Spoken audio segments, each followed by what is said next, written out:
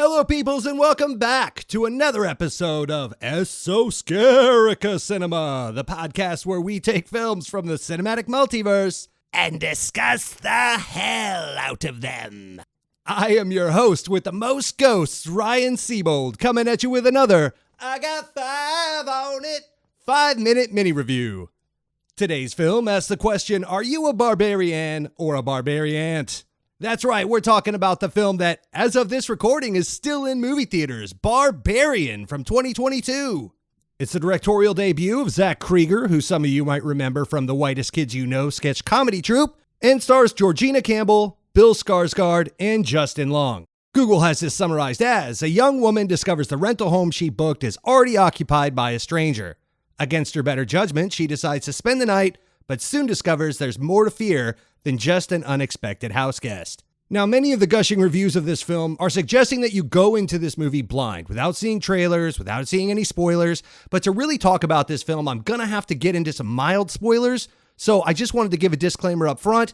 If you want to go into this movie blind, go ahead and skip past this review for now, go see this movie in theaters right away, and then come back and let's talk about it. With that said, on with the show. Now, for me, something that really stood out initially is this is a tale of 3 acts like I've never seen before. There's the initial setup of Tess and Keith, played by Georgina Campbell and Bill Skarsgård, who find themselves double booked in an Airbnb. It's raining outside, the street is spooky, it's a very desolate area outside of Detroit, Michigan, so he invites her in and the whole thing plays out. They do a lot here to toy with the audience as to what the real threat is. This initial setup plays out for a while, again I'm going to skip past a lot of major spoilers, and then the film resets completely as we join the character of AJ, played by Justin Long, in a convertible sports car driving down the California coastline. We follow his character through most of the second act until he joins Georgina Campbell's character as we left her in the first act.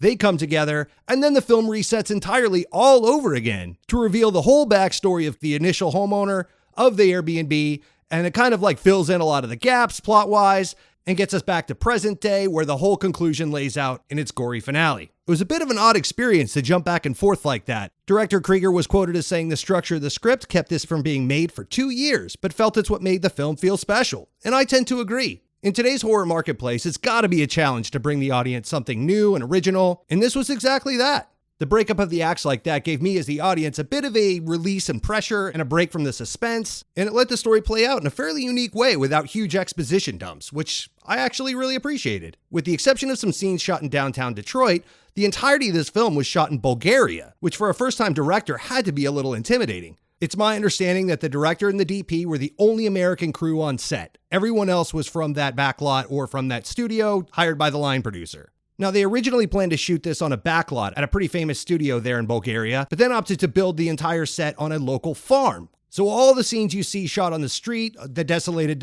suburban Detroit, that was all built from scratch on a farm, which is also why the climax happens on a silo. Again, no major spoilers, but that silo pre-existed on the farm and they literally just built the town around it.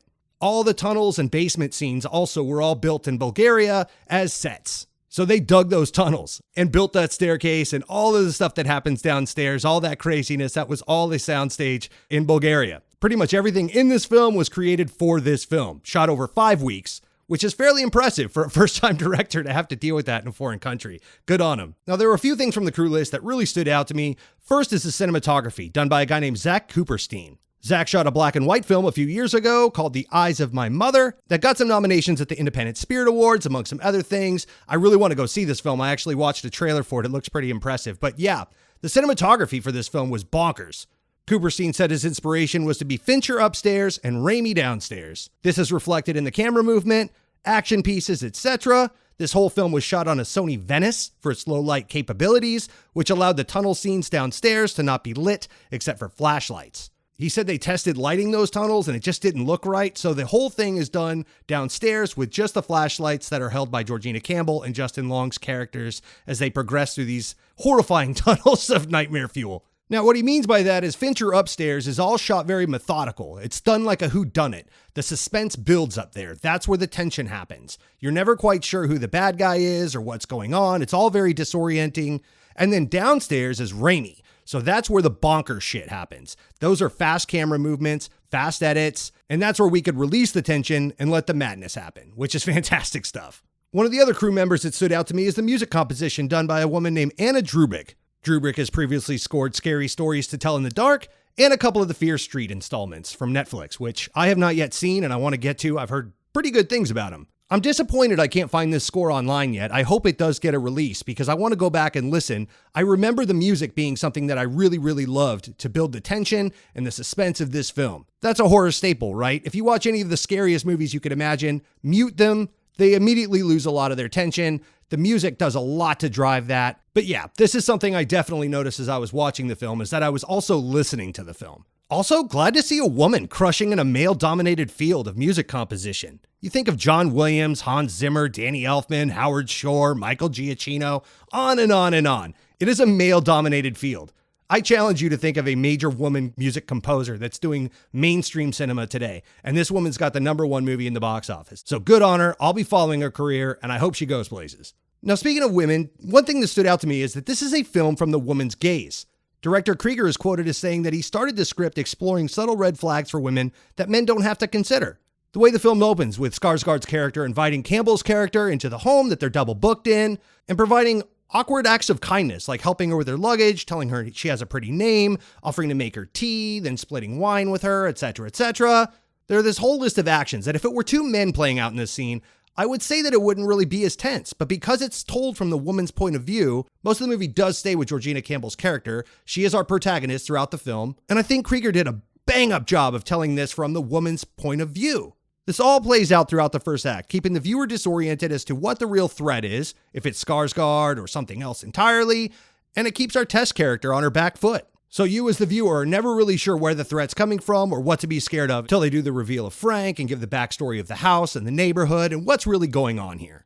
Now, I really love this film, but if I was hard-pressed to list a couple of things I didn't like, some of the comedy beats, mostly provided by Justin Long's character AJ, though they were a welcome relief from the tension and suspense and gave you a little bit of a breather, but sometimes they felt a little out of place. The film was never funny enough to be a horror comedy. Like Cabin in the Woods maybe would be a good example, or Drag Me to Hell. Some of the sillier, schlockier moments just kind of felt like, as much as I loved them, they were just a little out of place, and we never really leaned enough into that. Especially seeing as how Cregger has a comedy background, I would have liked to have seen a little more of that maybe injected into the script. Another thing might be the lack of horror, or maybe the lack of payoff. This was a suspense film through and through. Now, it does reveal a lot, it does give you a payoff, but I was just kind of hoping for a little more gore, maybe? I hate to use that, but yeah, I just wish there was more horror and less suspense. There are moments, specifically when you're in the tunnels downstairs, where I'm pulling the brim of my hat down over my eyes, waiting for the worst. And then the worst wasn't quite as bad as I thought. The movie tended to pull its punches just a little bit.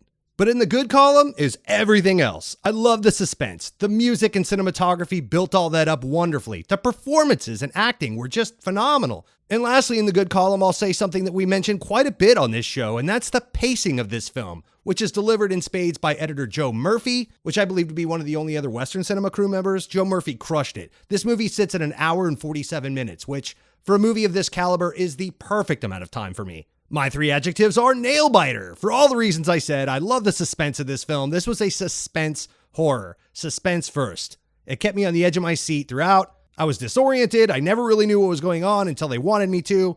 Loved it. The second one is almost. I felt like this was almost a perfect film. Maybe I'm holding this movie to too high of a standard. I heard nothing but amazing things. Everyone was gushing about it. It's like you're watching a perfect football game with this tremendous comeback, and it's in the fourth quarter and you march all the way down the field and then the kicker misses the field goal. It was so close to perfect. But the other side of the compliment sandwich is this is solid bones. The structure of this film was great, man. I mean, you can't really complain too much. I'm being fussy because this is a film discussion podcast, but I'm hard-pressed to find too much wrong with this. This was a really fun movie to watch. I've read a ton of reviews from critics who love this movie, but I want to hear what you think. Call us at 818-483-6285 at the Esoterica hotline. Leave us a voicemail. Let us know if you've seen this movie and what you thought about it. I'm rating this one a B+. Well, that's it for me. Tune in next week for another episode of Esoterica Cinema.